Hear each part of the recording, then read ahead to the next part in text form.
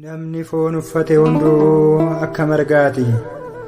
Ulfinni isaa hundinuus akka daraaraati. Margis ni coolaga, daraaraan isaas ni harca'a. Ergaa qulqullicha Phexros isa tokkoffaa boqonnaa 1:24.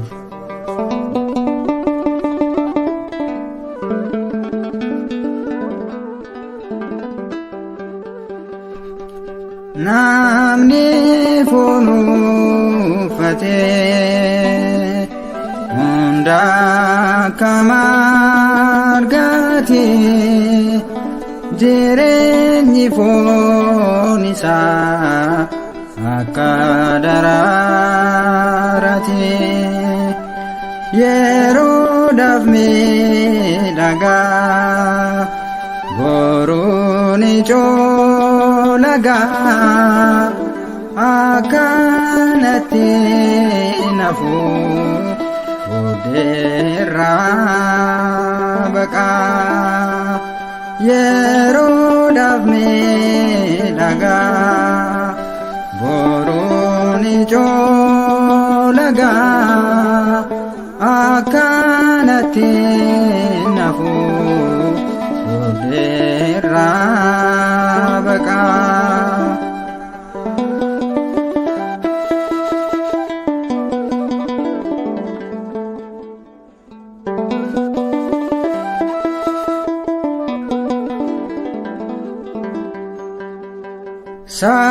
Sagaleen Waaqayyoo baraan ni jiraata. Isa baduu miti akka uumamtoota. Garuu namni darba akka baaboo birraa. Harrumaa fi malee booddeessaa jirra. Garuu namni darba akka baaboo birraa. Harrumaa fi malee booddeessaa jirra. Namni foon uffate hunda akka margaati. Jireenyi foon isaa akka daraaraati. Yeroodhaaf miidhagaa boruu ni coolaga. Akkanatti nafu booddeerraa baqa. Yeroodhaaf miidhagaa boruu ni coolaga. Akkanatti nafu booddeerraa baqa.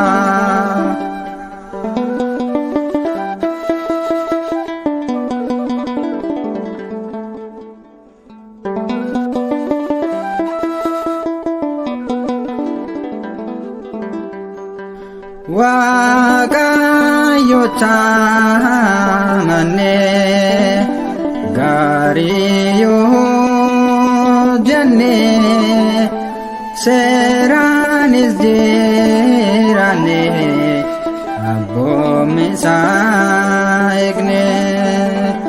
Arjummaa isaatiin Si'ool irraa ullee gammachuun jiraanna. Mootummaa isaa dhaalee arjummaa isaatiin Si'ool irraa ullee gammachuun jiraanna. Mootummaa isaa dhaalee namni foon fate hunda kamargate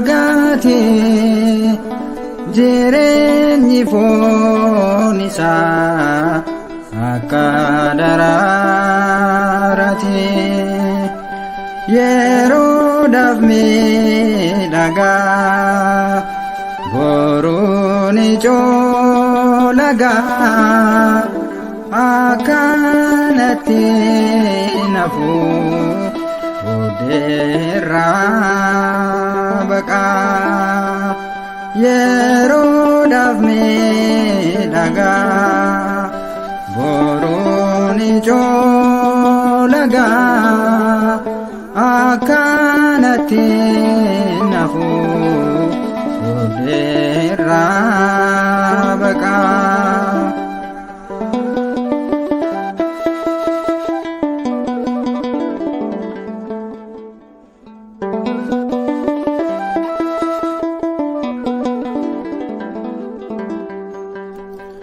Nu itti fakkaate wanti nuuf hin taane lubbuu yoo daaganne fooniif ajaajamne Waaqayyo irraanfanne addunyaaf beekamne gara Yerusaalem galuu akkan dhabne Waaqayyo irraanfanne addunyaaf beekamne gara Yerusaalem galuu akkan dhabne.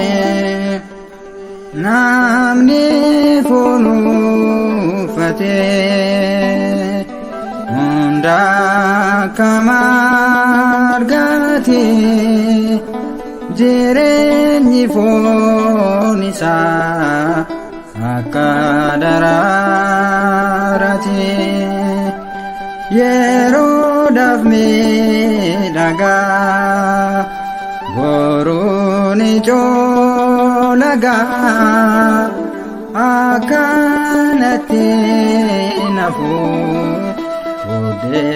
booddeerraa baqaa yeroodhaaf miidhagaa boruun ijoolagaa akkanatti nafu